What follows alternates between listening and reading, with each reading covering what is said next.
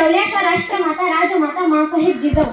अज्ञानाच्या अंधकारात कितपत पडलेल्या आणि 18 विश्व दारिद्र्य उराशी असणाऱ्या अशा हरिजन गिरिजन आलेल्या नडलेल्या आणि वर्ण व्यवस्थेच्या चौकटीमध्ये पिडलेल्या सर्व दीनदलित बांधवांचा आणि स्त्री जातीचा ज्या महामातेनं उद्धार केला अशा क्रांतीज्योती सावित्रीबाई फुले. प्रत्येक माणसाला माणसाने माणसाप्रमाणे वागवावे, प्रत्येक माणसाला माणसासारखे जगता यावे, यासाठी आयुष्यभर समता, बंधुता आणि सामाजिक बांधिलकी निर्माण व्हावी याकरिता समर्पण दिले असे महामानव डॉक्टर बाबासाहेब आंबेडकर. या सर्वांच्या पवित्र स्मृती सर्वप्रथम विनम्र अभिवादन. आजच्या कार्यक्रमाचे सन्माननीय अध्यक्ष आदरणीय व्यासपीठ पूज्य गुरुजन वर्ग येथे उपस्थित असलेल्या सर्वांना सप्रेम नमस्कार. मी तनिष्का आनंद तेलभरे LKR prince English CBSE school Selu इयत्ता 8वीची विद्यार्थिनी आज तुमच्या समोर डॉक्टर बाबासाहेब आंबेडकर या महामानवांचं थोडंसं जीवनचरित्र आणि शिक्षण या विषयावर बोलणार आहे. आज खरं तर डॉक्टर बाबासाहेब आंबेडकरांची जयंती. डॉक्टर बाबासाहेब आंबेडकर हे केवळ एक व्यक्ती नव्हते, तर ती होती एक शक्ती, ते होते एक युग, तो होता एक विचार समाज परिवर्तनासाठी आणि समाजातील पीडितांना न्याय देण्यासाठी. असंख्य पुस्तके वाचून केवळ मस्तकामध्ये विचार साचवले नाहीत, तर त्या मस्तकातील विचार आणि आचार यांची सांगड घालून समाजाला मार्गदर्शन करणारे थोर समाज सुधारक म्हणजे डॉक्टर बाबासाहेब आंबेडकर होय.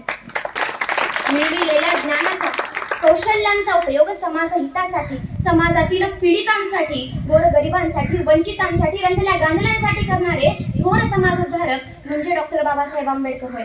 राजकीय, धार्मिक, आर्थिक, शैक्षणिक अशा सर्वच क्षेत्रात आपल्या कुशल वक्तृत्वाने आणि तेजस्वी नेतृत्वाने ठसा उमटविणारे असामान्य अष्टपैलू व्यक्तिमत्व म्हणजे डॉक्टर बाबासाहेब आंबेडकर होय. लहानपणी आपल्या प्रतिकूल परिस्थितीमुळे एक पुस्तक खरेदी करू न शकणारा मुलगा आपल्या बुद्धिमत्तेच्या जोरावर, आपल्या कौशल्याच्या जोरावर या अखिल देशाच्या नियमावलीचे पुस्तक अर्थात संविधान लिहू शकतो, हा आत्मविश्वास आपल्याला डॉक्टर बाबासाहेब आंबेडकरांचे जीवनचरित्र देते.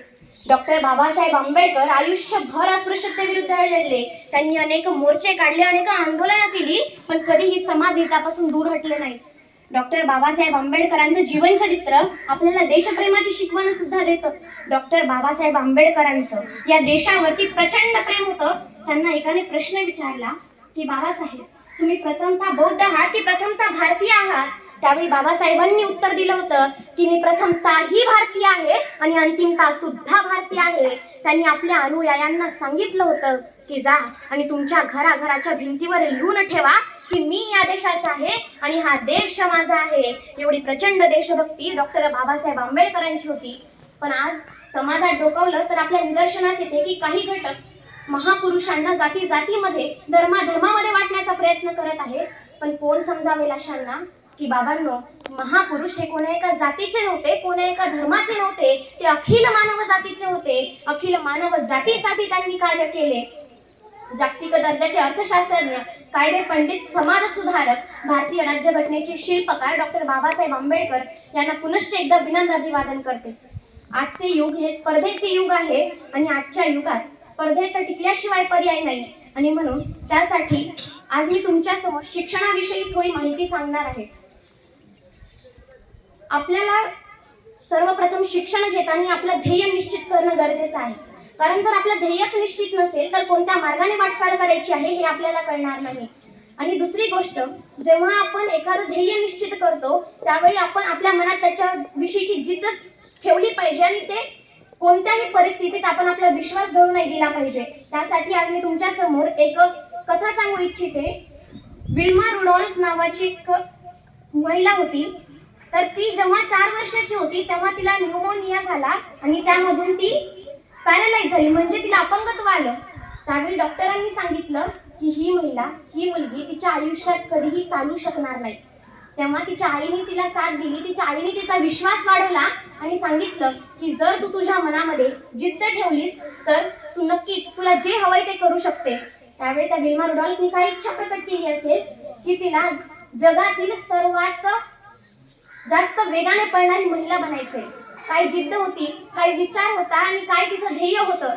तिला डॉक्टरांनी सांगितलेलं होतं की तिला चालताही येणार नाही आणि तिची इच्छा होती की तिला जगात सर्वात वेगवान महिला बनायचे. तेव्हा जेव्हा ती 9 वर्षांची झाली तेव्हा तिच्या आईने तिला अनेक स्पर्धांमध्ये भाग घ्यायला लावलं. ती प्रत्येक स्पर्धेमध्ये शेवटीच यायची. पण एक अशी स्पर्धा आली, एक असा दिवस आला जेव्हा ती स्पर्धेमध्ये प्रथम क्रमांकाने उत्तीर्ण झाली. नंतर 15 वर्षाची असताना तिने युनिव्हर्सिटीमध्ये भाग घेतला आणि तिथल्या एका शिक्षकांनी तिला सांगितलं की जर तुझ्या मनामध्ये आत्मविश्वास आहे, जर तुझ्या मनामध्ये जिद्द आहे, तर नक्कीच तू तुझ्या यशापर्यंत पोहोचू शकशील आणि मी तुझ्या सोबत आहे. तेव्हापासून विल्मा रुडॉल्फने तिच्या मनामध्ये ती जिद्द ठेवली की मी नक्कीच एका दिवशी ह्या जगातील सर्वात वेगवान महिला असेल. ऑलिम्पिक्स तर तुम्हाला माहितीच असेल, ऑलिम्पिक्समध्ये आपल्यासारखे थोडी नसतात. बेस्ट ऑफ द बेस्ट सोबत आपली कॉम्पिटिशन असते ऑलिम्पिक्समध्ये. तिने त्या ऑलिम्पिक्समध्ये सहभाग घेतला आणि तिची जी ऑपोनेंट होती तिचं नाव होतं जूटा हायना. तिला आजपर्यंत कुणीही हरवलेलं नव्हतं. विल्मा रुडॉल्फची तिच्यासोबत कॉम्पिटिशन होती. पहिल्या राऊंडमध्ये 100 मीटर रेसच्या राऊंडमध्ये विल्मा रुडॉल्फनी तिला हरवलं. सेकंड राऊंडमध्ये सुद्धा विल्मा रुडॉल्फनी तिला हरवलं आणि जो थर्ड राऊंड होता म्हणजे बॅटन रेसचा, त्यामध्ये सुद्धा विल्मा रुडॉल्फनी आपल्या मनामधल्या इच्छेनं आणि आपल्या महत्वाकांक्षेनं त्या जूटा हायनाला हरवलं आणि 1960s ऑलिम्पिक्समध्ये विल्मा रुडॉल्फ ही जगातली सर्वात वेगवान महिला बनली. म्हणजे आपण यामधून काय बोध घ्यायचा आहे की जर आपल्या मनामध्ये जिद्द असेल, चिकाटी असेल, आपला आत्मविश्वास असेल तर नक्कीच कोणत्याही ध्येयापर्यंत आपण सहजच पोहोचू शकतो. आणि दुसरी एक गोष्ट म्हणजे आपण आज स्पर्धेच्या युगात वावरत आहोत, तर आपल्याला कोणत्याही गोष्टीबद्दल अपडेट असणं हे गरजेचं आहे. याबद्दल सुद्धा मी अजून एक तुम्हाला कथा सांगू इच्छिते, कारण कथेच्या माध्यमातून सांगितलेल्या गोष्टी ह्या लवकर आपल्या लक्षात राहतात. एक वुडकटर म्हणजेच लाकूड तोडा होता. तो एका कंपनीमध्ये काम करायचा. 5 वर्षापासून तो त्या कंपनीमध्ये काम करत होता, पण त्याला कधीही प्रमोशन भेटलं नाही ना त्याची पगार वाढली. पण त्या माणसाचं नाव जॉन होतं. दुसरा एक व्यक्ती होता, त्याचं नाव बिल होतं. तो 2 वर्षातच आला, त्याला प्रमोशनही भेटलं. मग त्या जॉनने विचार केला की मी 5 वर्षापासून या कंपनीत काम करतोय, मला प्रमोशन भेटलं नाही. मग त्याने त्या बॉसकडे गेला आणि सांगितलं की सर, मी 5 वर्षांपासून तुमच्या कंपनीमध्ये काम करतोय आणि हा बिल 2 वर्षात आला, तुम्ही त्याला लगेच प्रमोशन कसं काय दिलं? त्यावेळेस त्या बॉसने काय सांगितलं की आमची कंपनी ही रिझल्ट ओरिएंटेड आहे, म्हणून जो चांगला रिझल्ट देईल त्यालाच प्रमोशन मिळेल. त्यावेळेस त्या जॉनने विचार केला की नक्कीच ह्या बिलकडे माझ्यापेक्षा काहीतरी वेगळी क्षमता आहे, माझ्यापेक्षा काहीतरी वेगळं स्किल आहे आणि म्हणून त्याला ते प्रमोशन भेटलं असेल. मग त्या जॉनने काय केलं, त्या बिलला विचारण्याचं ठरवलं की तुझ्याकडे काय स्किल आहे, कोणत्या पद्धती तू वापरतोस. ज्यावेळेस त्याने त्या बिलला विचारलं तेव्हा त्या बिलने काय सांगितलं की जेव्हा मी प्रत्येक झाड कापतो त्यानंतर मी 2 मिनिटाचा ब्रेक घेतो आणि त्या 2 मिनिटाच्या ब्रेकमध्ये काय करतो, माझ्या कुऱ्हाडीला धार लावतो. तू तुझ्या कुऱ्हाडीला कधी धार लावलेलीस? तेव्हा तो जॉन सांगतो 5 वर्षांपूर्वी.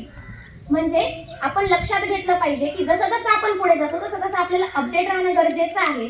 शेवटी एवढं बोलून मी थांबू इच्छिते. जाता एवढंच सांगायचंय की winners don't do different things, they do everything differently. विजेते वेगळ्या गोष्टी करत नाहीत, ते प्रत्येक गोष्ट वेगळेपणाने करतात आणि हेच मला